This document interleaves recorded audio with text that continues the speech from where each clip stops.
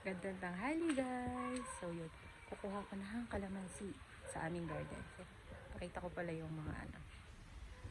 Yan, okra. Mga okra. Okras. Ayan, marami pa. Ito, isang variety din ito rin okra. Ayan. So yan, kuha kong kalamansi kasi magla-lunch na kami. So, sana happy din ang inyong lunch. Ayan, mga sili, mga talingan sili. Ito, flip the camera. Sige, huwag na. Ayan, mga sili. So, ito, yung kabilang dulo ng garden namin. So, ayan. Daming kalamansi. Ngayon ko lang napansin, marami palang buking kalamansi namin. So, ayan siya. Ayan, yung mga bunga. And, ayan. So, kuha tayo ng sausawan daw. Utos ni mother. Pwede na kaya ito? Pwede na yan. Pwede na. Ayan, umulan. Umulan kasi oh. Nag-aanuhan ang mga daan. Pwede na yan. Pwede na. Pwede na siguro. Medyo hilaw pa pero pwede na. So ayun. Ating kalamat. Ayun, marami siyang bunga. So yun. And dalawa lang ba yung pinakukuha? Siguro pwede na to. Dalawang kalamansi. Ayan. So yan. Start namin ng mga video kahit ano pang ginagawa namin. Just for a memories, you know. So yan. Ayan sila. Dito ang hangin. Ayun pala. Malapit kami sa tabing dagat pala. Dami sampay. Ayan. Sa kusina. Kakain na kami. Wala naka-play. Ayan. Hello. Kakain na kami. Ang ulam namin ay naka-front cam kasi. Okra, galing sa garden. Ano, Sershado eme. Galing yan sa yung isda bigay ng kapitbahay, galing kapalit ng saha ng saging. Tapos to naman, harvest na to sa garden. Almusal namin kaninang umaga. Pero, may tira. To, senyorita, cha-cha-cha. Binili niya sa bayan. Ito na yung kalamansi. Kinuha. Galing din sa puno. Yung pinakita ko kanina. Sa tanim. Sa tanim.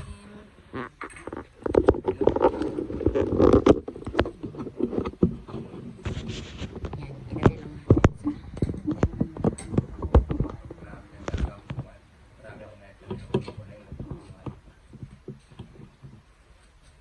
makita ka ba dyan? Hindi pa. Wait lang, magbabang po ako. Bago tayo kumain, ay tayo ay magpapasalamat muna sa lahat sa ating Panginoon. Magpapasalamat tayo. Pangit na ako ng kutsara. I know. Naka-record. Magsahay. Ay, sales nila po. Sige. Sige, upo at tayo. Salamat po ang mga biyalang pinagkaloob mo po. Pagkasan mo po ng sa aming katawan. Patuloy po ang aming biyalang pangalan po. Mapasok ka ng puso. Hindi ka nila nakikita.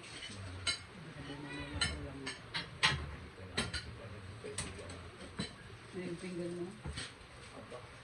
Hello, kain tayo. Sarsia. Pagkalalaki naman pala nito. Ay, ito pala yung plato ko kung makakain na yan. Pagkalalaki naman. Matipid din eh. Ito yan. Ating lalapa.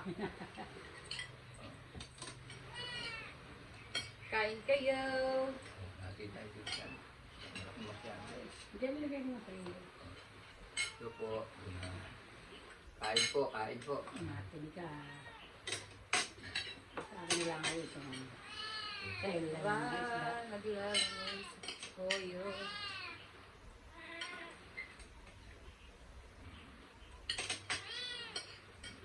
Pagkain ng isda.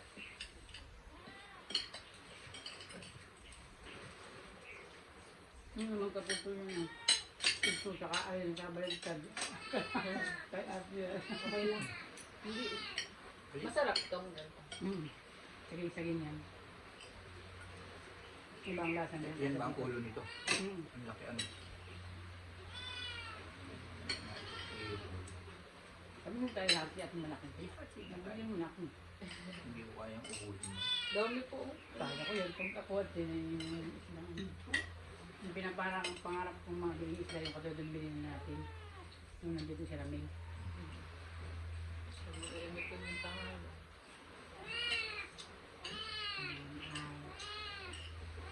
Tambal. Tambal ang tawag mo namin. Parang yun. Yun pala, balada.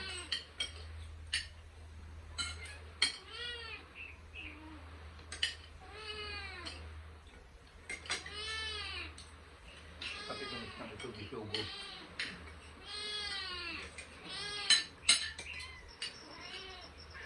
Dito sa amin, ang isda ay palaging bisugo.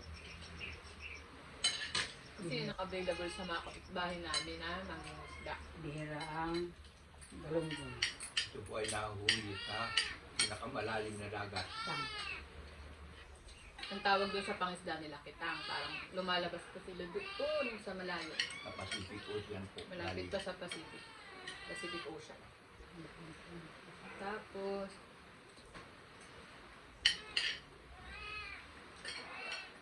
nabanggit ko kanina yung sasaha. Gumagamit sila. Kaya itong mga islang to, kapalit to ng saha ng saging. Di ba? Mayroon kami mga saging, maraming may bunga. Pag nakuha na yung bunga, may pupunta dito para kuhanin yung katawan ng saging. Yun kasi yung ginagamit nila para pantakip dun sa mga pain, yung mga bait. Pantakip nila yun, yung saha. Kailangan nila yun. So, hihingin nila sa amin yung saha. Tapos, in return, pag nakapondo na sila, galing na sila sa panghuhuli, may maghahati dito na sila. Ganun lang. Double purpose. Yung saging namin, nabibenta namin. Minsan, tapos may gaya nito, pinakain namin. Tapos, yung katawan, Mamalit mo. yung isda. Parang ano na lang naman yun, wala namang kondisyon. Basta pag humingi sila ng saha, nagdadala din sila ng isda. Sabi na Matik na yun, parang may regular na kumukuha dito. Basta maganda yung panahon, may regular na kukuha dito ng saha ng saging. Tapos, every time na babalik na sila, galing sa panghuli. May mag-aabot ng isda. Ulam na tayo. May ulam na kami. Pero pag wala, bumibili sa bayan.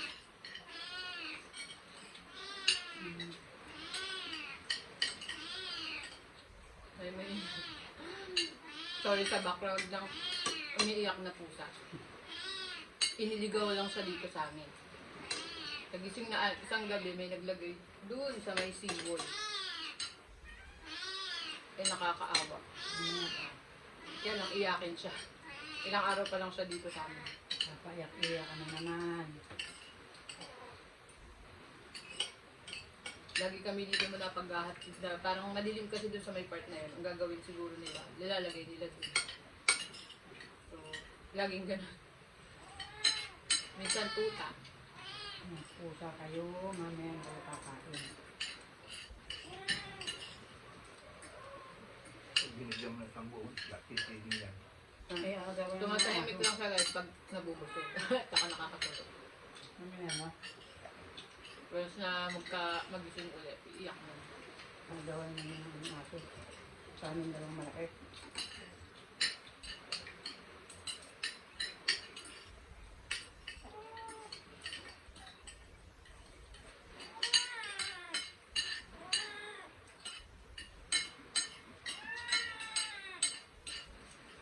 Mm.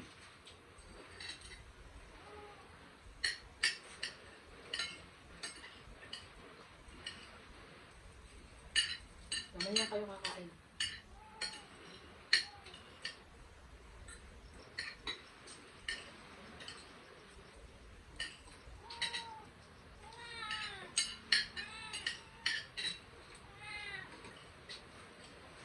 So yun guys, magtanghalian na rin kayo.